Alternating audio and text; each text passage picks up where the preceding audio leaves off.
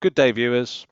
I am creating these videos to help teachers of maths support their learners in making sense of mathematical concepts and their associated procedures and processes.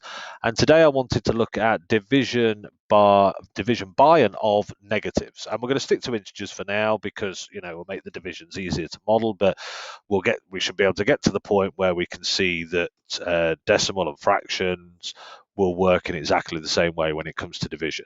And there's a couple of different models we might use for this. And I'm going to have some work with double-sided counters and some work with algebra tiles for this.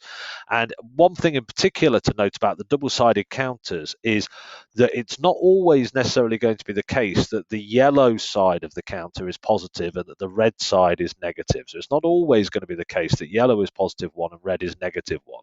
And that's something we should be making clear to pupils when we're working, if and when we're working with double-sided counters. It's not so much that one is positive and one is negative, it's that they are the negative of each other. So if the yellow is +1, then the red is -1. But I could just as easily say, well, actually, I want the red to be +1, and therefore the yellow will be -1.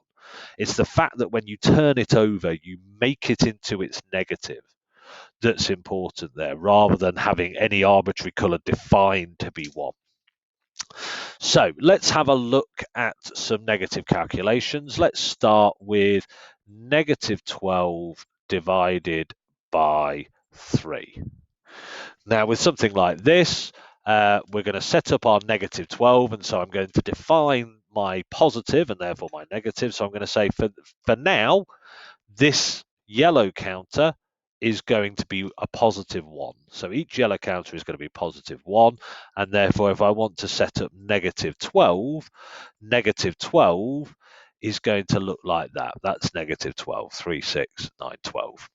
Okay, now if we think about the sort of standard models for division that we might use, then there is a grouping model, and there is a sharing model. And these are two perfectly valid models for division, but as we're going to see, they don't work in all circumstances, or they don't help us make sense of division in all circumstances. And part of negative division, divided with negatives, is ultimately going to lead us away from these models.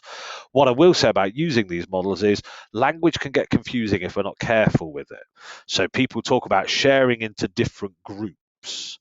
Now, eventually, we want pupils to see, of course, that grouping and sharing amount to the same thing, that they're two sides of the same coin, but we don't want necessarily that language to be confused too early on. So I'm going to talk about creating groups and grouping into different groups, or I'm going to be talking about sharing into different shares.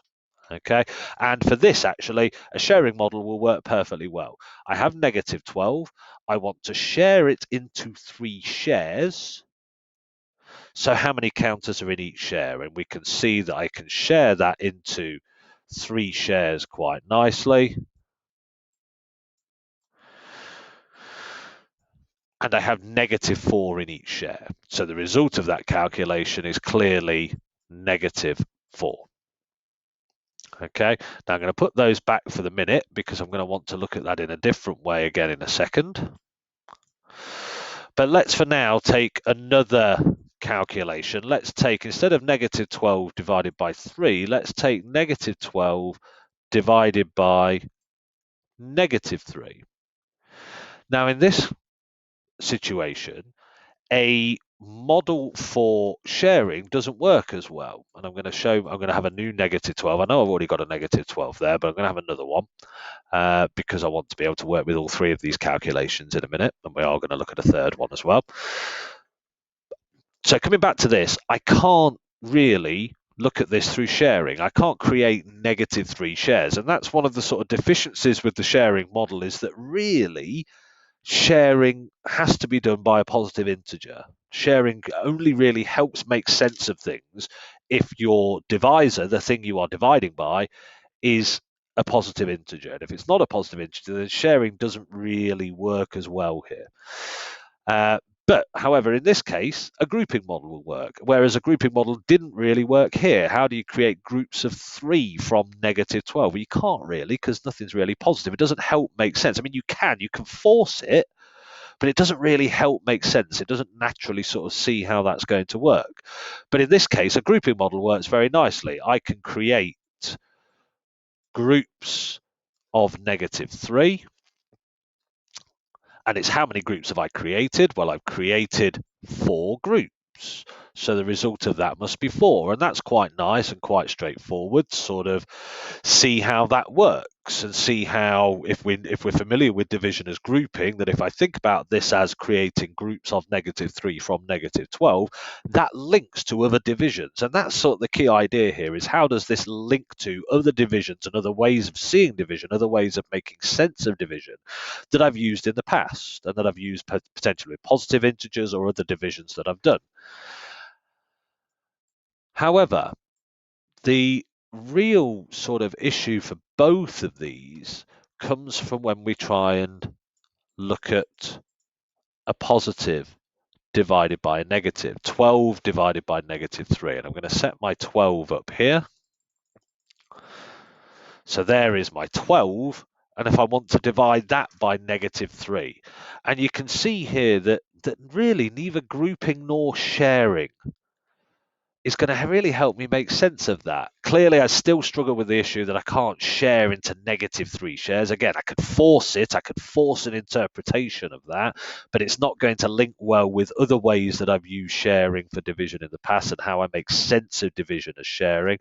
But also, how do I create groups of -3 from 12? And again, I could force that. I could say, well, first of all, I'd have to flip all these over so that they were all -12, and then I'd be able to do it. And I can force it, but it doesn't follow naturally, this idea of grouping. I can't look at that and immediately see, unless I'm really sort of confident with what I'm doing. I can't really see as a novice learner how to make sense of that in terms of grouping. Now, there is a third model for division that we can explore with counters, which is, for me, the best model of division going. And it helps in all 3 of these cases, but not just in these cases. It helps with division in fractions and all sorts of decimals and even surds. And it's called multiplicative comparison. And, I've talked about this before. Particularly if you've watched my division of fractions video, then you'll be familiar with multiplicative comparison. But multiplicative comparison, for me, is really the most complete model for division. And the way the multiplicative comparison would work is I would have, so if I return to my first calculation, I would have my -12, and I would also have my 3. So here is -12 and here is 3. And my question is, how do these compare? But not in an additive sense. How do these compare in a multiplicative sense? And we might talk about that as how many times bigger is this than that? And we can see that it's 4 times bigger, but they're opposite colors, and that might lead us to -4. But actually, I find what the most powerful way of sort of going about this comparison is to say, well, what if instead of having one yellow counter as 1, what if I redefined it so that 3 yellow counters was 1? So if this whole group here, or if this whole set, I don't want to use the language group, but if this whole set of counters was worth 1, well, clearly, if this whole set of counters was worth 1, then this is just that flipped over. So that's -1, -2, -3, -4. And so what I would have there is I'd have -4. And I might even be able to model that by creating a stack of counters and saying,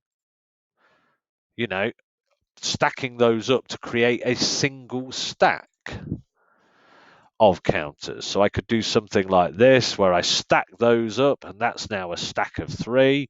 And therefore, I'll stack those, and I'll stack those, and I'll stack those, and I'll stack those.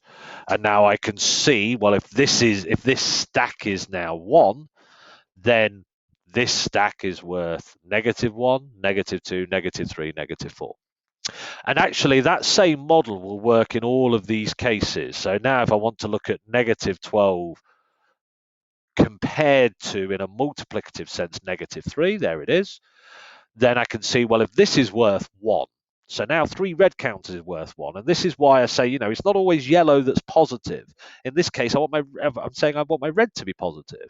Well, of course, I can see that if this is positive 1, then this is positive 1, and another positive 1, and another positive 1, and another positive 1. And actually, I get a little bit more in that sense now, because what I get here is I get the idea of, I can see why negative 12 divided by negative 3 is the same as 12 divided by 3, at least in terms of its result, because these all counters all have the same color. So when this gets redefined, this compares in the same way. This is just 4 times bigger than this, and there's no change of sign there for the flipping.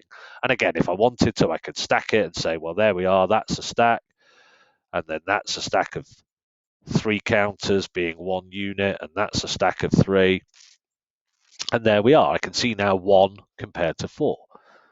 And then the beauty of that, of course, is that we get the same thing here. And this is why I started this by saying we won't always have the yellow being 1. It's important the yellow is not seen as positive, in inverted commas. I'm doing the little bunny ears with my hands. It's seen as the opposite, the negative, the inverse of the red, and vice versa. Because now when I say, okay, well, what if this is 1? This set of 3 counters. Well, if this is 1, they're red, so red is now positive, which means this is now negative, because it's the negative of that. So this is now negative 1, negative 2, negative 3, negative 4. And again, I can stack and say, right, well, this is 1. So this is negative 1, negative 2, negative 3, and negative 4. And we can see that that means quite clearly that the result of that is negative 4. And we start to get that idea that it doesn't really, it's about it's about whether they're the positive or negative each other, rather than if there is any particular color that meets the sign. So the fact that these two are not the same sign is what's producing this negative. Whereas because these two are the same sign, it's producing this positive. And we can start to have those sorts of conversations with pupils. Now, potentially there is a fourth model for that, and this uses the algebra tiles, and this uses a sort of area and factors model for division. And again, if you've seen this with multiplication, we've looked at multiplication in this way, and if you've seen this with multiplication, then division follows. But it's important that kids have seen this with multiplication first, I think, if you're going to talk about this with division. So if I want to set up, again, this first calculation, negative 12 divided by 3, then the way I would set this up with algebra tiles is to say, right, well, I have negative 12, and I've set that up in such a way that one of these dimensions is 3, what's the other? And this is sort of a standard factors division model based around the area model. And so if pupils have been familiar with multiplication in this situation, then they'll be able to see, well, because this is positive 1, but I need everything here negative, then I need this to be negative 1, because if that was positive 1 as well, then that whole column would be yellow. And then similarly, that would have to be there to make those flip. This row would need to be flipped. And then, I don't want a horizontal, I want a vertical. And then I can do exactly the same thing with negative 12 divided by negative 3. I could say, well, let's set up my area to be negative 12. And I want one of those dimensions to be negative 3. What will the other one have to be? Well, the other one will have to be positive there, because I need, if this is going to be negative, then I need that to be positive. Otherwise, if that was negative, then this would be positive. And then similarly, I could set up the last one and say, right, well, let's have 12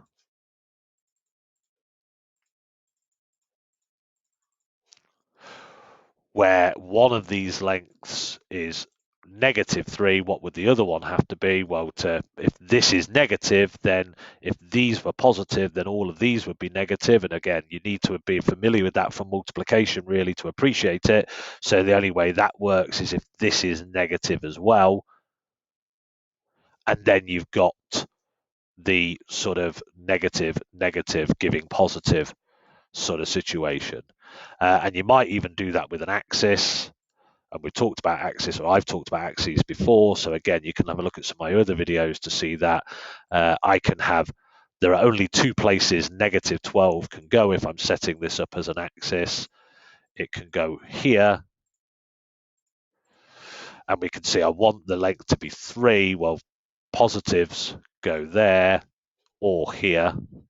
So therefore, that must be negative 4. Or I could set up my negative 12 here. And again, if we're familiar with this from multiplication, then this will make sense. If not, we need to go and look at that first.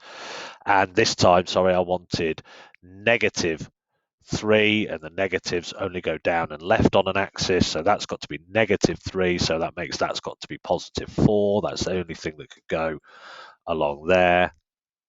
And then similarly, positive 12, I can set up in two places. I can set up positive areas here, or I can set up positive areas there. And one of those lengths is negative 3. I'm using my negative 3 from before. So therefore, the other length has to be negative 4 because it has to be to the left of 0. And that's potentially another way to look at that, but you would really need to have done multiplication first and be really familiar with multiplication around an axis or in as an area before you do division. Not so necessarily with this, although obviously it would be helpful if pupils had met the multiplicative comparison model earlier in their journey around division.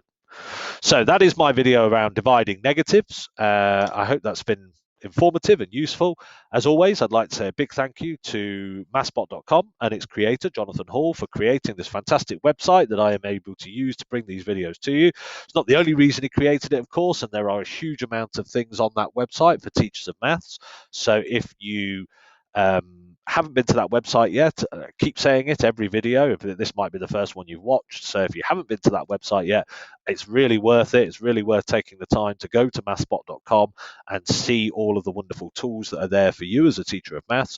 And again, if you are interested in visuals and manipulatives and using them to help make learners make sense of mathematics, then I would suggest you check out my website. My website is visiblemaths.co.uk, and amongst the many things you'll find on there, you will find a link to my book, which is also called Visible Maths.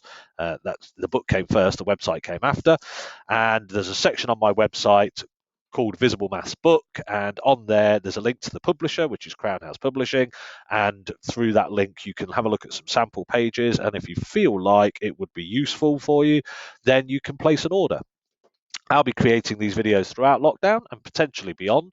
So if there is a particular concept or process or procedure that you feel like you'd want to see modeled with visuals or manipulatives, then do get in touch and hopefully I'll get around to creating it for you. Thank you very much for your kind attention today.